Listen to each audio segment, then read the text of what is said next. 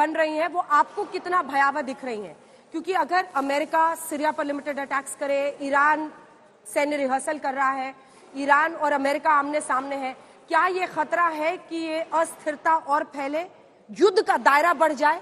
मैं सिर्फ मतलब एक दूसरे पर बातों से प्रहार की बात नहीं कर रही हूँ, मैं अब हथियारों की बात कर रही हूँ, फुल फ्लेजेड वॉर की बात कर रही हूँ। ऐसा होता हुआ आप देख रहे हैं अशोक जी?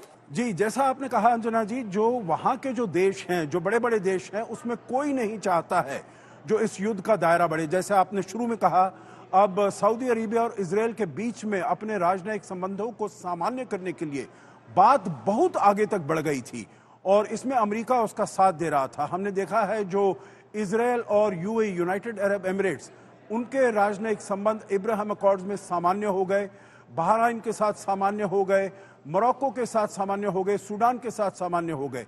यूएई के साथ तो यहां तक है जो उनके द्विपक्षीय संबंधों को एक और बड़ा प्लेटफॉर्म बनाया गया, जिसमें कि इजरायल है, यूएई है, भारत है, अमेरिका है। इन चारों देश ये साथ में मिलकर ये काम कर रहे थे। तो मैं कहूंगा जो कोई भी देश, वहां के जो देश हैं, ना इजिप्ट है, ना जॉर्डन है, कोई नहीं चाहता जो इसका दायरा बढ़े। अमेरिका नहीं चाहता, इजरायल नहीं चाहता, यूरोप नहीं चाहता। सभी शांति प्रिय देश हैं, सभी शांति चाहते हैं वहां पर। जो देश शांति नहीं चाहते हैं वो है ईरान, क्योंकि ईरान यही धमकियां दे रहा है अमेरिका को भी, इजरायल को भी, जो आप इस नरसंहार को रोकिए नहीं तो ये हम इसमें डायरेक्ट एंट्री करेंगे। और उसके जो अपने प्रॉक्सीज है, हमास तो प्रॉक्सी है ही एक बहुत बड़ा, इससे भी बड़ा एक प्रॉक्सी है हिजबुल्लाह जिसे कहते हैं, जो करीब उसके पास 1,30,000 से लेकर 1,70,000 तक रॉकेट्स हैं, मिसाइल्स हैं, वो फायर कर सकता है और इजरायल के विरुद्ध बहुत विनाश कर सकता है। उसके साथ हूती भी है। तो ये वाले जो देश हैं, और अब हमने देखा है जो तुर्की का रवैया भी थोड़ा बदल गया है। सीरिया में भी हमने देखे हैं, ये इस्लामिक रेवोल्यूशनरी गार्ड का उनका कंपोनेंट है जो ईरान के लोग हैं। तो ये देश प्रयास कर रहे हैं। मेरे विचार से ना रूस इसमें सम्मिलित होगा इस दायरे को बढ़ाने के लिए, ना चीन होगा। हालांकि चीन और रूस दोनों अपना यहां पर प्रभाव बढ़ाने के लिए कुछ काम करेंगे जिससे कि अमेरिका निकल जाए, परंतु इस युद्ध के दायरे को मैं नहीं समझता हूं कोई भी बढ़ाने के लिए आगे उसको शौक है। हाँ। परंतु केवल ईरान और उसकी प्रॉक्सीज वही इसको आगे ले जाना चाहिए। जनरल दयाल, आप क्या समझते हैं इस पर? दो सवाल है आपसे।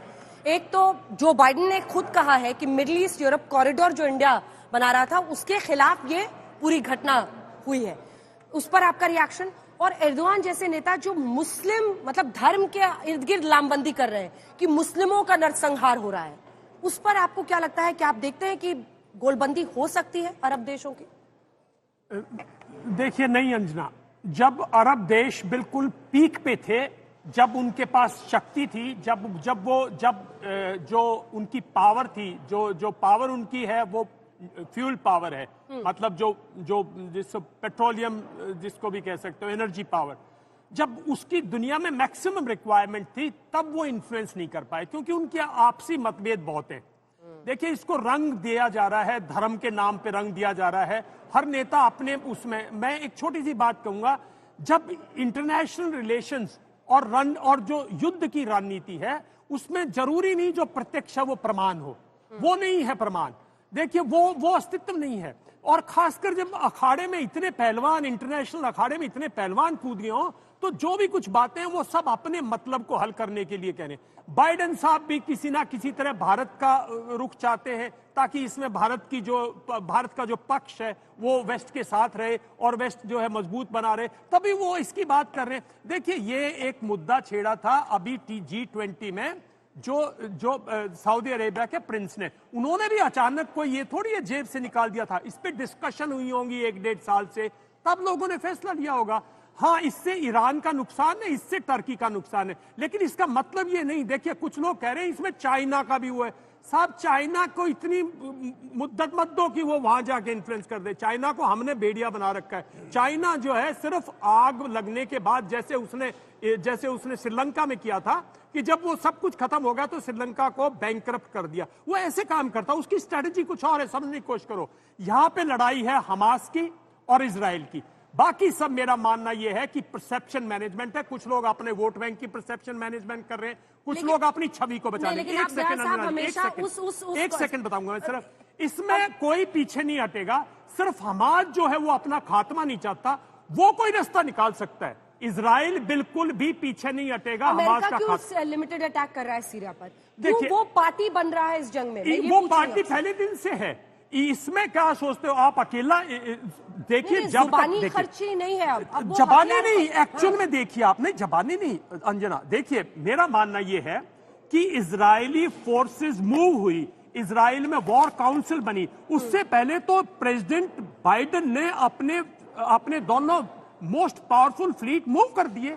अरे साहब अभी तक तो एक हमास ने अटैक किया है, मानता हूं बहुत क्रूर थी। ऐसा ये भाई, इनको मैं जो भाई आपके साथ बोल रहे थे, इनको मैं बताना चाहता हूं भाई, हमास को अगर आप हमास को उग्रवादी नहीं कह सकते तो कल जैसे मोहम्मद को नहीं बोलोगे यार, कल एलटी को नहीं बोलोगे। ये सब उग्रवादी है, राइट? इसमें कोई शक की बात नहीं है, उग्रवादी है।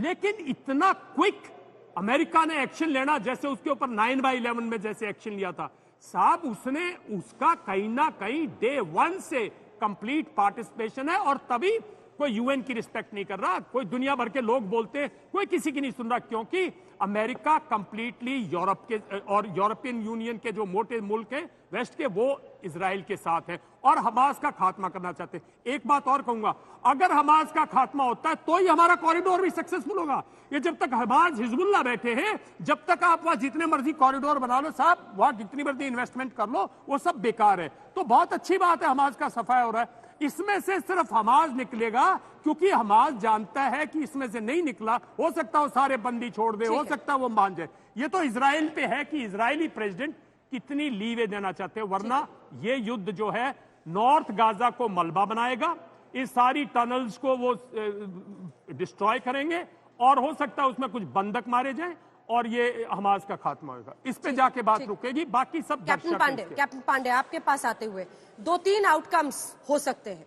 हमास का खात्मा तो कोई यकीन नहीं करेगा कि हो जाएगा इस तरह के युद्ध से, क्योंकि उनके जो बड़े नेता हैं वो तो वैसे ही कतार में एयर कंडीशन जगहों पर बैठे हुए हैं, फुट सोल्जर्स को वहां पर कर रहे हैं, और शायद टनल्स और जो इंफ्रास्ट्रक्चर बिल्ड किया है वो कुछ हद तक नॉर्थ गाजा में आप डिस्ट्रॉय कर दें। मेरा प्रश्न आपसे ये है कि इसका आउटकम क्या आप देख रहे हैं? क्या एक फुल फ्लेजेड वॉर होता हुआ देख रहे हैं? क्या फ्री पैलेस्टीन के लिए जो आवाज उठ रही थी, वो कई लोग ये मानते हैं कि वो स्थापित हो जाएगा एक तरह से, जिसमें भारत भी एक तरह से समर्थन करता है, जिसका क्या आउटकम क्या देख रहे हैं आप इसका? देखिए, जो वर्तमान परिस्थितियों में समीकरण बन रहे हैं थोड़ा सा विषम है, समय के साथ वो सुलझेंगे, क्योंकि अभी 7 अक्टूबर की जो आग की जो लपटें हैं वो भी शांत नहीं हुई हैं, क्योंकि लोगों के घाव लगे हैं, मानसिक जो प्रताड़ना मिली है लोगों को, जो देखा गया लोगों ने देखा, वो जो है अभी तक उसको भूल नहीं पा रहे हैं। तो ये जो प्रत्युत्तर है निश्चित रूप से हमास के प्रति नहीं, वो उस कृत्य के प्रति है जो उन्होंने किया। अब जहां तक बात है कि आगे कैसे बातें बढ़ेंगी, देखिए रिफ्यूजी, पहले ये बताया गया नॉर्दर्न गाजा में जब अटैक करने की बात कही आईडीएफ ने, तो उन्होंने कहा, वहां के जो लोग हैं उनको कहा कि भाई आप जाइए साउथ में। उनका उद्देश्य क्या था? ताकि जन हानि कम हो, लोगों को चोट कम लगे। जब साउथ में आए तो क्या हुआ? इजिप्ट ने क्या कहा? हम रिफ्यूजी को एक्सेप्ट नहीं करेंगे। अरे भाई, आप तो हमास के मित्र हैं, फिलिस्तीनियों के मित्र हैं, तो आपने उनको लेने से मना क्यों कर दिया? सोचिए कि रफा बॉर्डर पर गेट्स इतने दिन नहीं खुल पाए, क्यों नहीं खुल पाए? उसके पीछे भी कई कारण हैं। तो अगर उनको देखें, साथ में ईरान की जो स्टैंडिंग है, क्या इतने वर्षों तक जो टनल बनते रहे, क्योंकि 1000 किलोमीटर के टनल जो बनाना गाजा पट्टी में, जो कि वो भी 40 किलोमीटर के 40 × 12 किलोमीटर के एरिया में बनाना, सोचिए कितना समय लगा होगा, कितने रिसोर्सेज लगे होंगे, कितने उसमें लोगों ने श्रम किया होगा। क्या वो एक दिन में तो नहीं हो सकता ना, कि निश्चित रूप से उनका साथ दिया होगा कि मजबूत लोगों ने। तो वो कौन थे, उनका उद्देश्य क्या था? और आज भी क्या जो बात कर रहे हैं शांति की तरफ, सीज फायर की, क्या उनका सचमुच उद्देश्य सीज फायर ही है? क्या शांति लॉन्ग लास्टिंग सॉल्यूशन के बारे में कोई बात नहीं कर रहा? लेकिन हमें देखना होगा कि सॉल्यूशन के लिए पहुंचा कैसे जाए। प्रथम जो स्टेप मुझे लगता है कि सीज फायर जो करना पड़ेगा, क्योंकि हॉस्टेजेस को निकालना बहुत जरूरी है। जो लोग वहां पर 200 से ऊपर लोग हैं अभी, और विभिन्न देशों के लोग हैं, उनको वहां से निकालना पहली रिकमेंड होगी। और उसके लिए जरूरत है जैसे कि शर्त रखी जाए सीज फायर की। सीज फायर भले ही टेम्परेरी हो, लेकिन अभी करके उनको पहले हॉस्टेज को निकालिए, उसके बाद ही आप संवाद के लिए टेबल पर आ सकते हैं। बिना संवाद के सॉल्यूशन नहीं होगा। अगर सॉल्यूशन होगा तो टेम्परेरी होगा, और टेम्परेरी सॉल्यूशन के बाद फिर जो है इतिहास दोहराएगा, जैसे अभी हम देख रहे हैं कि हम कपूर वार के बाद ये तनाव हो गया। अब कहा जा रहा है कि जो पिछले जितने भी युद्ध हुए उनसे ज्यादा लोगों की जो है जान इसमें जा चुकी है। आखिर हम किस तरफ बढ़ रहे हैं? तो इस समय आवश्यकता है कि जो अरब देश एक लामबंद हो रहे हैं विरोध में इजराइल के, वो अगर हमास को शांत करें, और जो लामबंद हो रहे हैं इजराइल के पक्ष में वो इजराइल को शांत करें, तो शायद हम शांति की तरफ कदम बढ़ा सकते हैं और कोई समस्या के समाधान की तरफ कदम बढ़ा सकते हैं। कैप्टन परमार, आपके पास आते हुए ईरान ने, इन्होंने कहा हॉस्टेजेस को, बंधकों को रिहा करने के बाद तो ईरान ने शर्त रख दी है कि आपने वेस्ट बैंक से जितने लोगों को, फिलिस्तीनियों को हिरासत में लिया हुआ है, आप उनको रिहा कीजिए। अब इस तरह की शर्त पर तो नहीं इजराइल मानेगा, दोनों को शांत कर दीजिए, बड़ी आइडियल स्थिति दिखती है, लेकिन होता हुआ नहीं दिख रहा है। डर ये पहले दिन से था कि जब एक बार इजराइल हमले करने शुरू करेगा, 8000 से ज्यादा लोगों की मौत हो चुकी है इजरायली हमलों में अब तक नदन गाजा में। ऐसे में क्या मुस्लिम देशों की लामबंदी, क्योंकि अब वहां से आवाजें आ रही हैं, वहां पर महिलाओं की, बच्चों की, अभी तक तो देखिए एक बहुत बड़ा हिस्सा है जो सिर्फ इजराइल के नुकसान की बात कर रहा है, लेकिन उधर के नुकसान की आवाजें भी बहुत प्रबल हो रही हैं। ऐसे में क्या आपको लगता है कि मुस्लिम देशों की लामबंदी हो पाएगी? मेरे ख्याल से बहुत मुश्किल है ये, क्योंकि अगर हमास ने अपने जो उन्होंने बंधक बनाए रखे छोड़ दिया, तो जो फायदा हमास का है वो निकल जाएगा उनके हाथ से, और इजरायलियों को खुला मैदान मिल जाएगा जो उनको काम करने के लिए।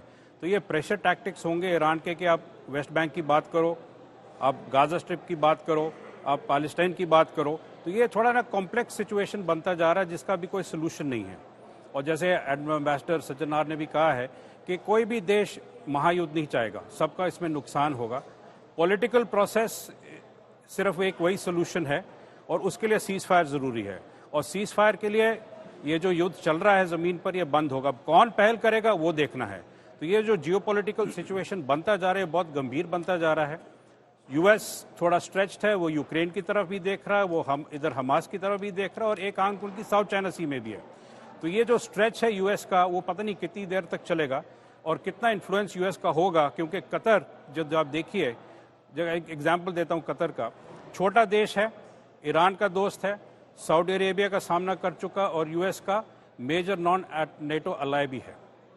तो ये सब खेल देखते हुए या तो टेबल पर आएंगे सारे देश और बात करेंगे और एक सुझाव देंगे हमास और इजराइल को, आप सीज फायर कीजिए, बंद और सीज फायर कीजिए, गोलीबारी बंद कीजिए, जो सिविलियंस हैं उनको वहां से निकालिए पहले। ठीक है, तो ये एक सोल्यूशन है, टेम्पररी, पॉलिटिकल प्रोसेस बाद में देखी जाएगी।